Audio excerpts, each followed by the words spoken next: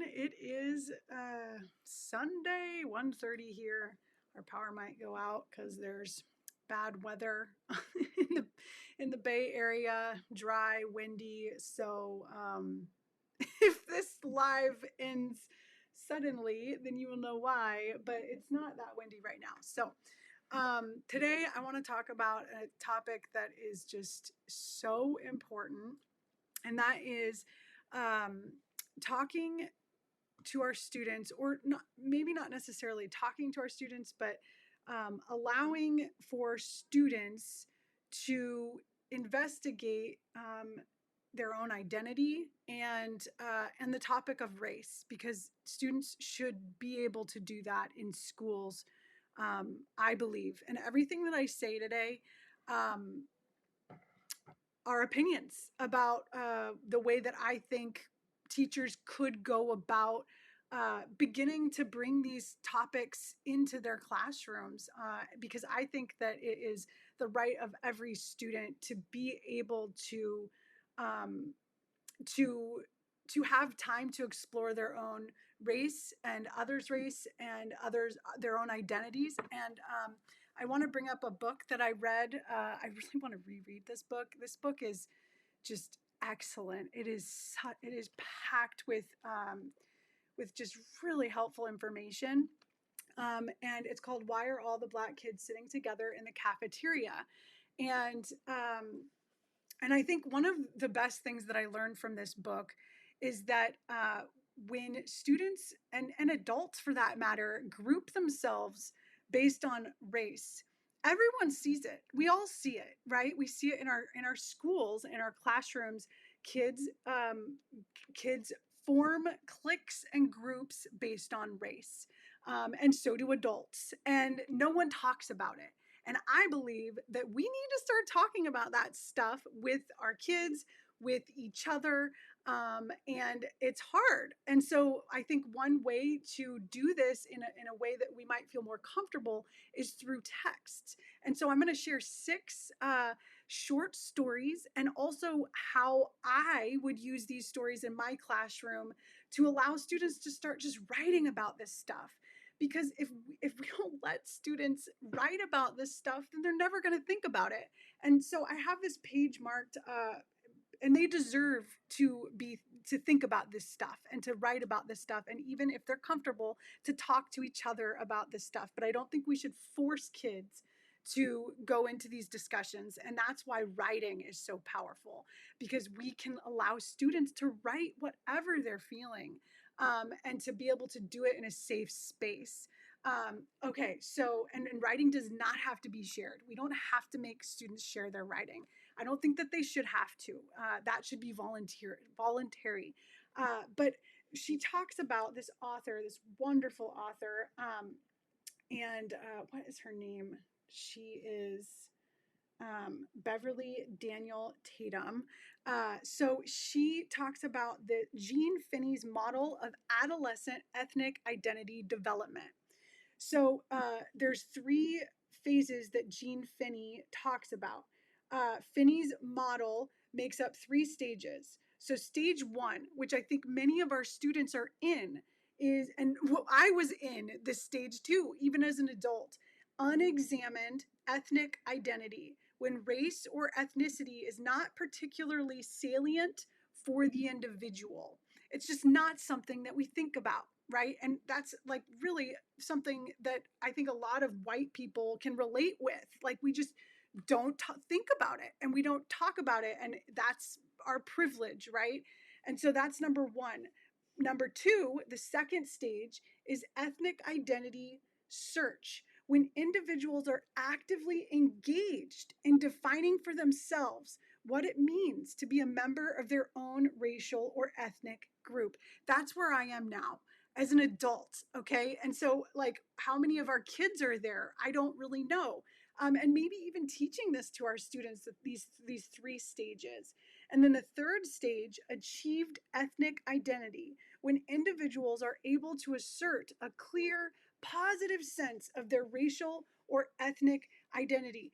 Right now, I don't feel very positive about being a white person. I'm going to be totally honest. I feel guilty. I feel horrible. I feel like I think about all these instances. I've been a teacher for 13 years of times when I could have been more empathetic and I don't know. There's just like things that I think about in my past where I just didn't fully grasp um, the way that race impacts students' day-to-day lives and the way that it impacts their experiences in the classroom.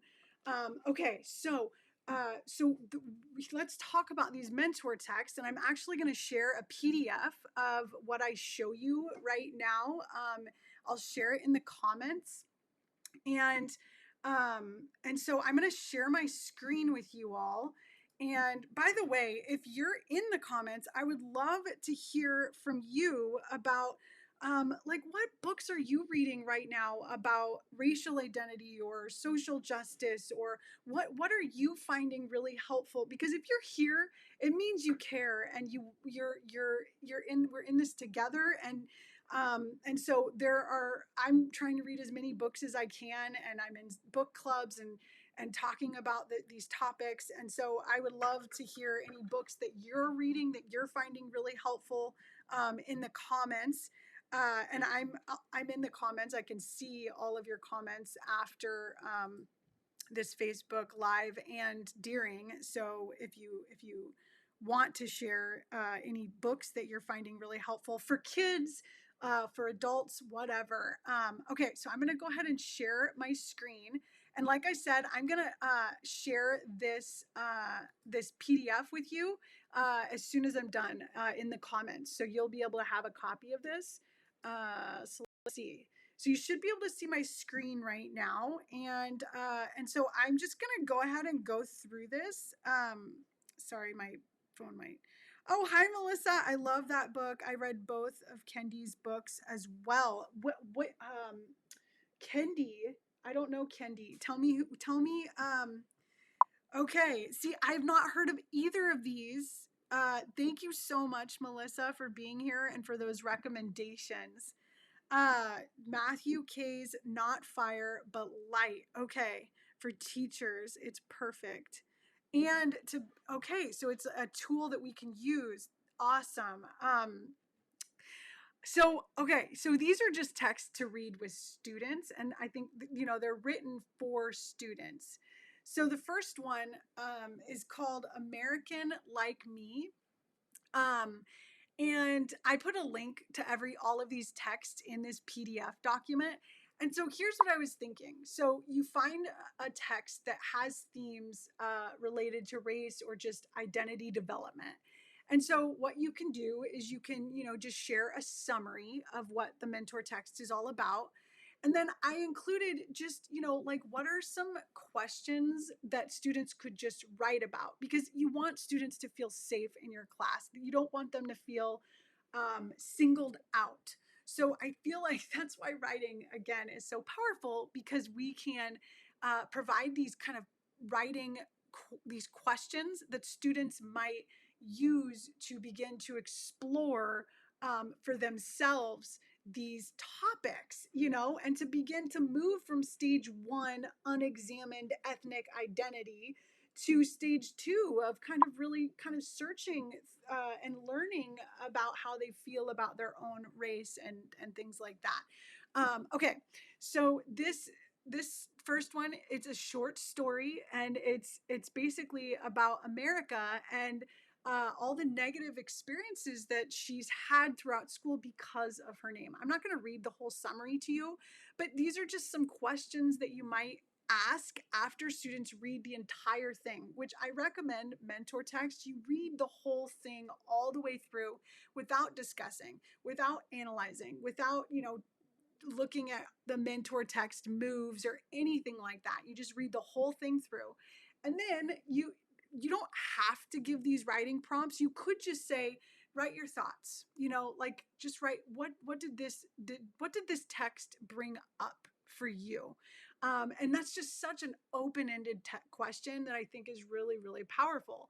And then you might have students write about These questions: what do you wish your teacher and classmates knew about you?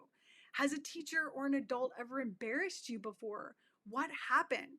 What does being patriotic mean to you? And these questions are very related to the short story. So if you've never read the short story before, might not make sense. But another thing you could do is you could have students borrow a line from the mentor text. My name is blank and I'm blank years old. I blank my name. So, like, how do they feel about their name? I know just how lucky I am to be on what? Like, they could put anything in that line and then they just continue writing on from there. I learned to go along with blank. What's something maybe the student has learned to go along with? And then once you've read the mentor text one time, allowed students to write their thoughts about it, you could invite students to participate in a discussion about the text, but I would not force this. And I would only allow students who volunteer to discuss, or you could have students discuss with their friends in the class, because like this book that I read, Why Are All the Black Kids Sitting Together in the Cafeteria? One of the best things that I learned from this book is just how important it is for students to have a safe group that they can go to talk about what they're going through. And that's why kids, they feel safe in groups with other kids who are the same race as them, because they are having similar experiences in our culture, in our society. So allowing those kids to kind of form their own groups and discuss the story with others that they feel comfortable with. The next mentor text is Fish Cheeks by Amy Tan. This is only one page. It's only a one-page short story. It's such a great story. And so here are just some of the questions that you could have students discuss. And, have you ever been in love? If you were doing this with like a group of sixth graders, they might giggle. But honestly, like, I feel like even little kids can relate with like being in love. They develop like, little crushes, even at a really young age. And this story is all about being embarrassed by your family, and things like that, and talks about traditions and what kinds of traditions your family might follow or practice, and then like, do you share those traditions with your friends or significant others? And then again, borrowing lines is another way to interact with the mentor text. And then later down the line, you might refer back to it when you're teaching similes or imagery or flashbacks and flash forwards. This short story is great for teaching those kind of English skills. The next one is Hello, My Name Is by Jason Kim. And you can actually find this. I think the link goes to Common Lit, which is a really popular website for getting mentor text. And so here are some of the questions you can use to discuss. And again, I would recommend having kids write before any discussion takes place. So read it all the way through. Don't even talk about it while you're reading. Just read it out loud to your students, or have students read it to themselves, and then write, what did this bring up for you? And if kids don't know what to write about, then maybe give them these kind of discussion or writing prompt questions. And then again, giving students the choice to participate in a discussion as a whole class, which, if you're brave, I totally go for it. But I would not force kids to write answer, or to talk out loud. I would just have the kids who are wanting to talk about it share. And I think the more that you build community in your classroom, and the more that you make students feel safe and feel like their voices are respected in your classroom, the more they will speak up. I've definitely found that. Borrowing lines, mentor text moves. The next one is Indian education. And this story is definitely for older students. It includes racial slurs and just mature scenes. So that's an awesome text that, especially if you're a high school teacher, eighth grade teacher, you might consider bringing into your classroom. And again, I'm not going to go over all of this with you, but as you can see, there's a pattern here, right? So there's discussion / writing about questions. I would do the writing first. There's borrowing lines for the writing of about the text, and then there's also mentor text moves. And so it's kind of in order of how I would do it. The mentor text moves come last or on another day. My Name by Sandra Cisneros is just awesome. It's a vignette from the house on Mango Street. And then the last one I have is Mrs. Flowers by Maya Angelou. And I actually read this one for the first time just a few weeks ago. And I love this short story. I'm going to actually stop sharing my screen and just come back here with you all. I love this short story because it really, and this is the last one I want to talk about because I feel like there are just really powerful themes in Mrs. Flowers about just an adult listening to a kid and just how impactful that is when adults take the time to treat children as equals and listen to what they're experiencing and um, listen to just what they have to say. And I think a lot of times teachers feel like they just have to be the one always talking and always teaching because they're in charge. But like maybe one of our jobs as teachers is to shut up and listen. Like I just really think like that's my job too right now is to really listen to just the experiences of others, other races, and so that's what I'm doing. But I really am trying to put myself into uncomfortable situations where I'm just sharing, like how would I approach these topics in a classroom? And I feel like one of the best ways is to read these stories with students and allow students to write responses to these stories so that we can help students move from from I don't know which these different stages, and I think the ultimate goal is to have students move to that stage of feeling a sense of positivity towards your own race um, and feeling strongly and feeling like proud of who you are and where you came from. I think that's such an important goal for us as educators to start, making that a priority in our classrooms. And those of you who are here, I just really appreciate you being here on a Sunday, taking the time to listen to this, and I can't wait. I'm going to go share this PDF in the comments, and yeah. So let me see. I'm just going to copy the link and go ahead and go in there. And does anyone, want to share anything, any other ideas? Like, are there any short stories you're using? Any other books that you would recommend? Here's that PDF. I think it just went through. For everyone, if you want to go ahead and start doing this on Monday. I think also you could do this as kind of a, what's it called, what are those called, like the first 10 minutes of class, the bell ringer, right? So I was actually listening to an episode of Cult of Pedagogy. I'm like way behind. She has so many awesome podcast episodes that I haven't listened to. And she was talking about teachers when they're doing synchronous learning, they have kids do bell ringers for the first 10 minutes of the meeting, just because, kids are coming into the meeting late, the Google Meet or the Zoom. And so having something for kids to do that first 10 minutes is really great. And so maybe you have them read these short stories that first 10 minutes and then write their responses. So it could be a bell ringer idea. Okay, I'm so happy that you all were able to come live, and I'll be back next Sunday. I really want to do a Facebook Live just all about this book and just takeaways from this book.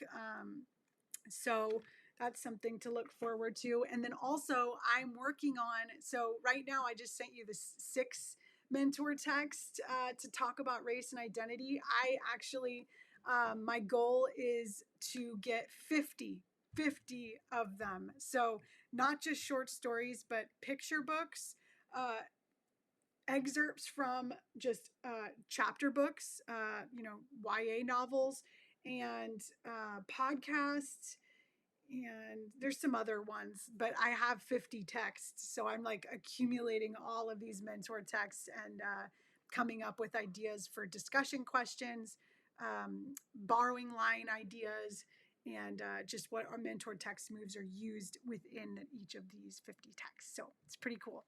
I'm excited to get that out as soon as possible. Okay, I will talk to you all later. Cross your fingers that my power doesn't go out for too long. Okay, bye everyone.